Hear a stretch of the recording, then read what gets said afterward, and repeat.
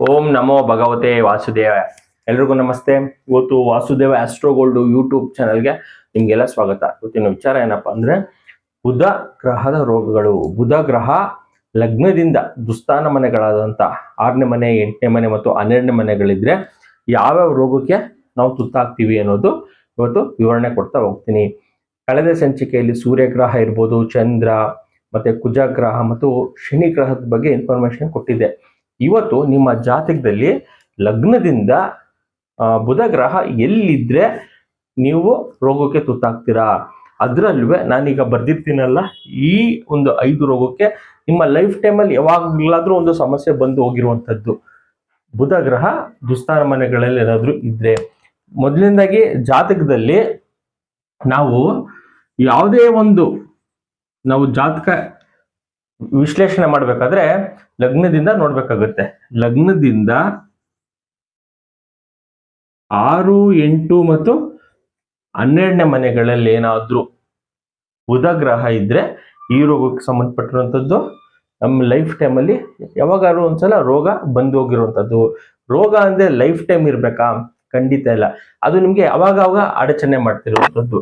ನೋಡಿ, ಈಗ ಬುಧಕ್ಕೆ ಸಂಬಂಧಪಟ್ಟಿರುವಂಥದ್ದು ಶ್ವಾಸಕೋಶ ಸಮಸ್ಯೆ ಯಾವಾಗ್ಲಾದ್ರೂ ನಿಮ್ಗೆ ಬರ್ತಾನೆ ಇರುತ್ತೆ.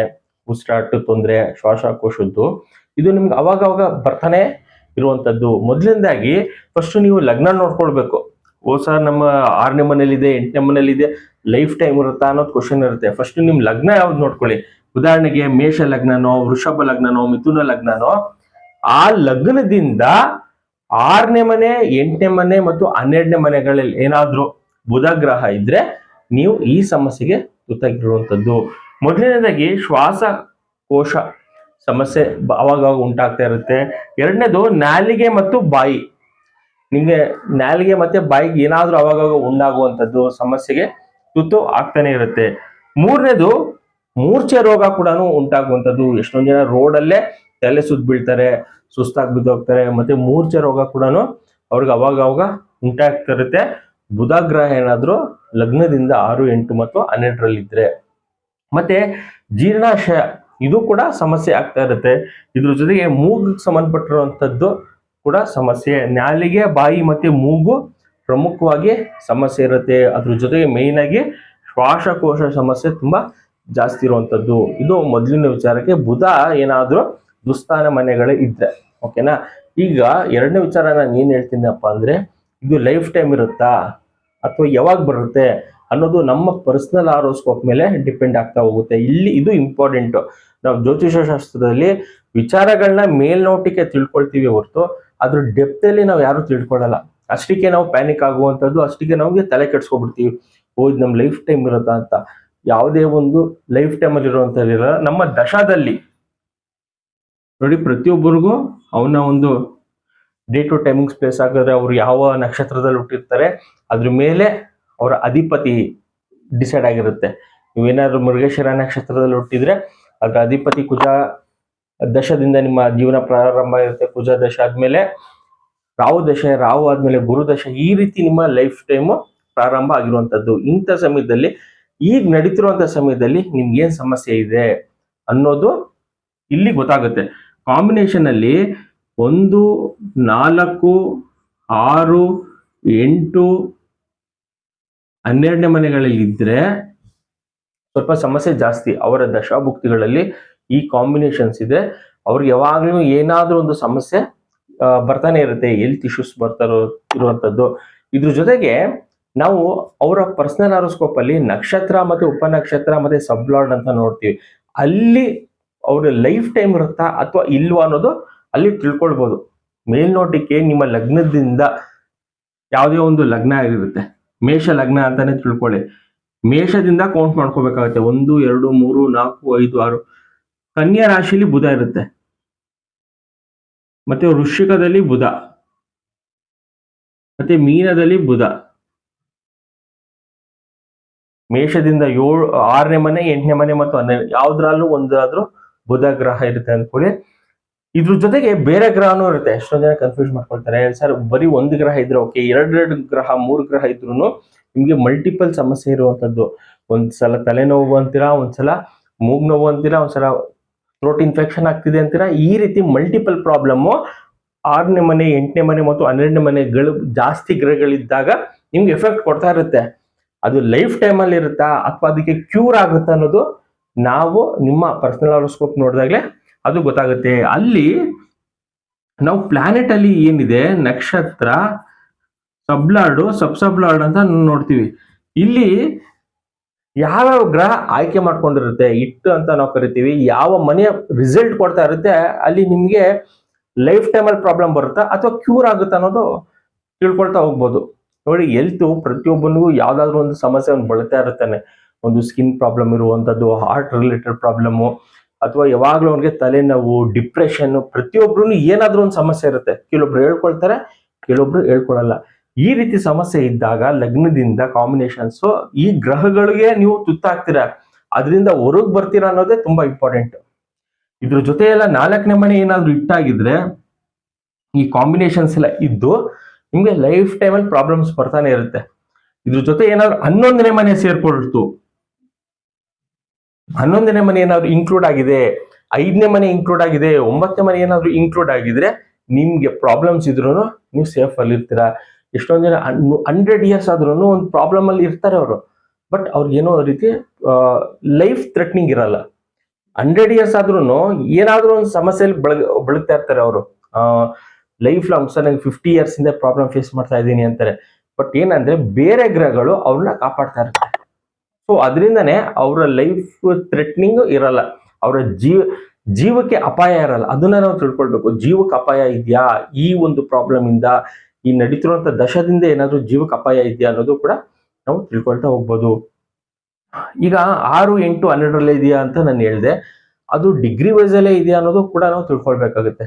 ಈಗ 6ನೇ ಮನೆಯಲ್ಲೇ ಇದೆಯಾ, ಅದೇನಾದ್ರೂ ಸಿಂಹ ರಾಶಿಗೆ ಬಂದಿರ್ಬೋದು. 6ನೇ ಮನೆಯಿಂದ 5ನೇ ಮನೆಗೆ ಬಂದಿದ್ರೆ ಬುಧ, ನಿಮ್ಗೆ ಬುಧನೇ ಕಾಪಾಡುವಂಥದ್ದು. 5ನೇ ಮನೆ ನಾನು ಆಗ್ಲೇ ಹೇಳಿದೆ, ಲಗ್ನದಿಂದ ಏನಾದ್ರು ಡಿಗ್ರಿ ವೈಸ್ ಅಲ್ಲಿ ಬುಧ ಏನಾದ್ರು 5ನೇ ಮನೆಗೆ ಬಂದಿದ್ಯಾ ಅಥವಾ 6ರಿಂದ 7ಕ್ಕೆ ಹೋಗಿದ್ಯಾ ಅನ್ನೋದು ತುಂಬಾನೇ ಇಂಪಾರ್ಟೆಂಟ್ ಆಗುತ್ತೆ. ಮತ್ತೆ 8ನೇ ಮನೆ ಅಂದೆ, 8ನೇ ಮನೆಯಿಂದ ಏನಾದ್ರು 9ನೇ ಮನೆಗೆ ಹೋಗಿ 9ನೇ ಮನೆ ಇಟ್ಟ ಅಂತ ಹೇಳ್ತೀವಿ, ಅದು ಮನೆ ಫಲ ಕೊಡ್ತಾ ಇದ್ಯಾ. ಇಲ್ಲಿ 7ನೇ ಮನೆ ಫಲ ಕೊಡ್ತಾ ಇದೆ, ಇಟ್ಟ ಅಂತ ಹೇಳ್ತೀವಿ. ಮತ್ತೆ ಸಿಂಹರಾಶಿ 5ನೇ ಮನೆಗೆ ಹೋಗಿ ಫಲ ಕೊಡ್ತಾ ಇದ್ಯಾ, ಇದನ್ನ ನಾವು ಜ್ಯೋತಿಷ್ಯ ಶಾಸ್ತ್ರದಲ್ಲೇ ತಿಳ್ಕೊಳ್ಬೇಕು. ಮತ್ತೆ 12ನೇ ಮನೆ ಅಂತ ಹೇಳಿದೆ, ಇದೇನಾದ್ರೂ 11ನೇ ಮನೆ ಇಟ್ಟಾಗಿ 11ನೇ ಮನೆ ಫಲ ಕೊಡ್ತಾ ಇದ್ಯಾ, ಇದನ್ನ ನಾವು ತಿಳ್ಕೊಳ್ಬೇಕಾಗಿರುವಂತದ್ದು. ನೋಡಿ, ಕೆಲವೊಬ್ರೆಲ್ಲ ಕಮೆಂಟ್ಸ್ ಅಲ್ಲಿ ಏನ್ ಮಾಡ್ತಾರೆ ಅಂದ್ರೆ, ಸರ್ ಗ್ರಹ ಇರುವಂತ ಮನೆಗೆ ನಾವು ಪ್ರೇ ಮಾಡ್ಬೇಕಾ ಅಥವಾ ಅಧಿಪತಿಗೆ ಪ್ರೇ ಮಾಡ್ಬೇಕಾ ಅಂತೆಲ್ಲ ಕೇಳ್ತಾರೆ. ನೋಡಿ, ಉದಾಹರಣೆಗೆ 6ನೇ ಮನೆಯಲ್ಲಿ ಬುಧ ಇದ್ರೆ, 5ನೇ ಮನೆಯಲ್ಲಿ ಬುಧ ಇದ್ರೆ, ಇದೆರಡೇ ಹೇಳ್ತೀನಿ. 6ನೇ ಮನೆಯಲ್ಲಿ ಬುಧ ಇದ್ರೆ ನಾವು ಹೆಲ್ತ್ ಇಶ್ಯೂಸ್ಗೆ ಪ್ರೇ ಮಾಡಬಾರ್ದು. 5ನೇ ಮನೆಯಲ್ಲಿ ಎಲ್ಲಿ ಬುಧ ಇರುತ್ತೆ ಅಲ್ಲಿ ಪ್ರೇ ಮಾಡ್ಬೇಕಾಗುತ್ತೆ. 12 ಮನೆಗಳಲ್ಲಿ ಗ್ರಹಗಳು ಎಲ್ಲಿ ಇದೆ ಅನ್ನೋದು ಫಸ್ಟ್ ನಾವು ತಿಳ್ಕೊಳ್ಬೇಕು. ಇದನ್ನ ತಿಳ್ಕೊಳ್ಳಿ, ಇರೋದು 12 ಮನೆ, 9 ಗ್ರಹ ಎಲ್ಲಿದೆ ಅನ್ನೋದು ಫಸ್ಟ್ ನಾವು ತಿಳ್ಕೊಬೇಕು. ಅದು ಡಿಗ್ರಿ ವೈಸ್ ಅಲ್ಲೇ ತಿಳ್ಕೊಳ್ಬೇಕು, ಆಯ್ತಾ. ಆ ಡಿಗ್ರಿ ವೈಸ್ ಮೇಲೆ ತಿಳ್ಕೊಂಡ್ಮೇಲೆ ಆ ಇರುವಂತ ಮನೆಗೆ ನಾವು ಪ್ರೇ ಮಾಡ್ಬೇಕು. ಉದಾಹರಣೆಗೆ ಮೇಷ ನಿಮ್ದು ಲಗ್ನ ಆಗಿರುತ್ತೆ, 2ನೇ ಮನೆಯಲ್ಲಿ ಗುರುನೋ ಶುಕ್ರನೋ ಇರುತ್ತೆ ಅಂತ ಅನ್ಕೊಳ್ಳೋಣ. 2ನೇ ಮನೆಗೆ ಸಂಬಂಧಪಟ್ಟಿರುವಂತದ್ದಕ್ಕೆ ಗ್ರಹಕ್ಕೆ ನಾವು ಪ್ರೇ ಮಾಡ್ಬೇಕೆ ಹೊರತು ಅದ್ರ ಮನೆಗಲ್ಲ. 2ನೇ ಮನೆಗೆ ಶುಕ್ರನೇ ಅಧಿಪತಿ ಆಗಿರ್ತಾನೆ. ವೃಷಭ ರಾಶಿಗೆ ಶುಕ್ರ ಅಧಿಪತಿ ಆಗಿರ್ತಾನೆ, ತುಲಾ ರಾಶಿಗೂ ಕೂಡ ಶುಕ್ರ ಅಧಿಪತಿ ಆಗಿರ್ತಾನೆ. ನೋಡಿ, ಈಗ 7ನೇ ಮನೆಗೆ ಪ್ರೇ ಮಾಡ್ಬೇಕಾ 2ನೇ ಮನೆಗೆ ಪ್ರೇ ಮಾಡ್ಬೇಕಾ ಅನ್ನೋದು ಎಷ್ಟೊಂದು ಜನಕ್ಕೆ ಕ್ವಶನ್ ಇರುತ್ತೆ. ಇಲ್ಲಿ ಮೇಷ ಲಗ್ನ ಆಗಿದ್ರೆ ಇಲ್ಲಿ ಶುಕ್ರ ಇರ್ತಾನೆ, ಇದು 2ನೇ ಮನೆ. 2, 3, 4, 5, 6, 7 ಇದು 7ನೇ ಮನೆ ಇದು 7ನೇ ಮನೆ ಆಗುತ್ತೆ. 2ನೇ ಮನೆಗೆ ಪ್ರೇ ಮಾಡ್ಬೇಕಾ 7ನೇ ಮನೆಗೆ ಪ್ರೇ ಮಾಡ್ಬೇಕಾ? ಇಲ್ಲಿ ಶುಕ್ರ ಇರಲ್ಲ, ಇಲ್ಲಿ ಶುಕ್ರ ಇರ್ತಾನೆ. ಸೊ 2ನೇ ಮನೆಗೆ ನಾವು ಪ್ರೇ ಮಾಡ್ಬೇಕಾಗತ್ತೆ. ಇದೇ ಶುಕ್ರ 11ನೇ ಮನೆ ಇರ್ತಾರ, ನಾವಾಗ 11ನೇ ಮನೆ ಗ್ರಹಕ್ಕೆ ಪ್ರೇ ಮಾಡ್ಬೇಕಾಗತ್ತೆ. ನಮ್ಮ ಜಾತಕದಲ್ಲಿ 1ನೇ ಮನೆ, 5ನೇ ಮನೆ, 9ನೇ ಮನೆಗೆ ಎಷ್ಟೊಂದ್ ಜನ ಉಂಗುರ ರುದ್ರಾಕ್ಷಿಯನ್ನ ಸಜೆಸ್ಟ್ ಮಾಡ್ಬಿಡ್ತಾರೆ 159 ಕಾಂಬಿನೇಷನ್ಸ್ಗೆ.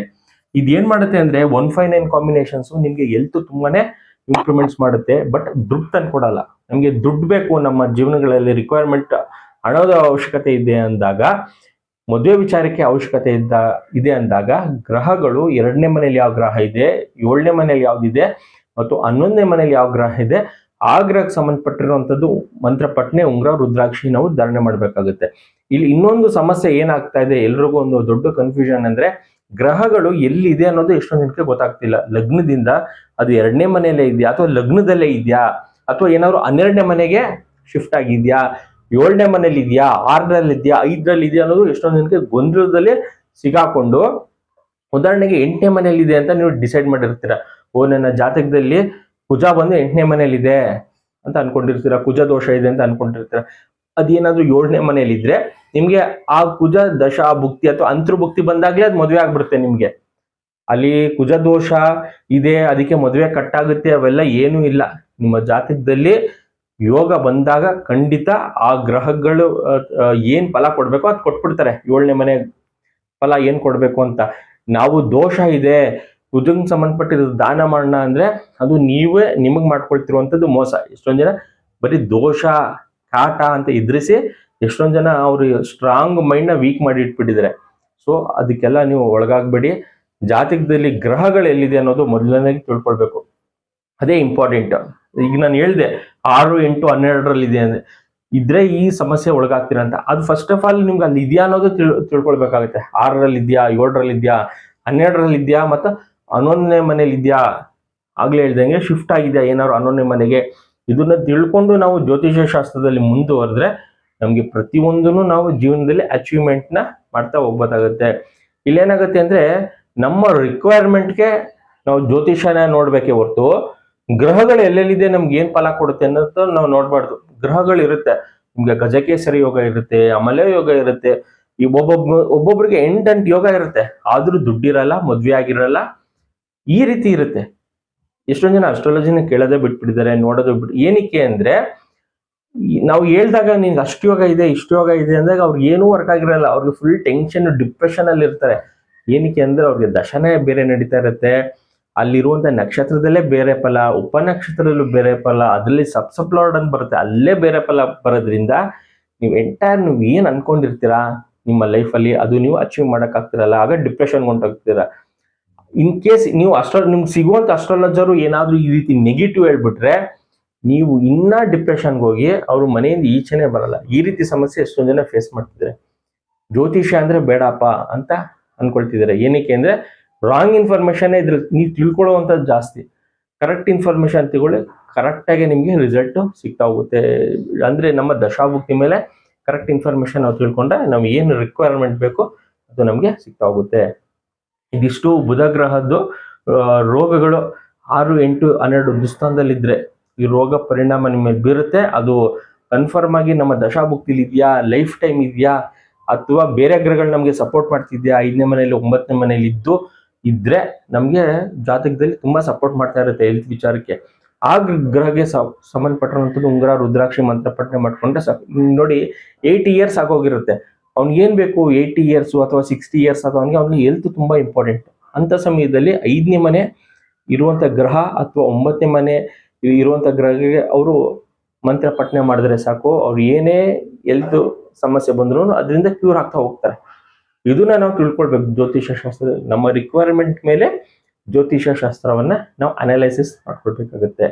ಇದಿಷ್ಟು ವಿಚಾರ ಬುಧ ಗ್ರಹದ್ದು. ಯಾರು ವಾಸುದೇವ ಆಸ್ಟ್ರೋಗೋಲ್ಡ್ ಯೂಟ್ಯೂಬ್ ಚಾನಲ್ ಸಬ್ಸ್ಕ್ರೈಬ್ ಮಾಡ್ಕೊಂಡಿಲ್ಲ ಇವತ್ತೇ ಮಾಡ್ಕೊಳ್ಳಿ. ನನ್ನ ಹಾಕುವಂತ ವಿಡಿಯೋಸ್ ನಿಮ್ಗೆ ರೀಚ್ ಆಗುತ್ತೆ. ಮತ್ತೆ ಈ ನನ್ನ ಚಾನಲ್ ಅಲ್ಲಿ ಎದುರಿಸೋದು ಕುಜದೋಷ, ಷಾಡಶಾತಿ ಎಲ್ಲ ಇರಲ್ಲ. ನಿಮ್ಗೆ ಏನು ರಿಕ್ವೈರ್ಮೆಂಟ್ ಬೇಕು ನಿಮ್ಮ ಫ್ಯೂಚರ್ಗೆ, ನಿಮ್ಮ ಕ್ಯಾರಿಯರ್ಗೆ, ನಿಮ್ಮ ಒಂದು ಡೆವಲಪ್ಮೆಂಟ್ಗೆ ನನ್ನ ಈ ಚಾನಲ್ ಅಲ್ಲಿ ಪ್ರತಿಯೊಂದು ಮಾಹಿತಿನೂ ಅಪ್ಡೇಟ್ ಮಾಡ್ತಾ ಹೋಗ್ತೀನಿ. Thank you.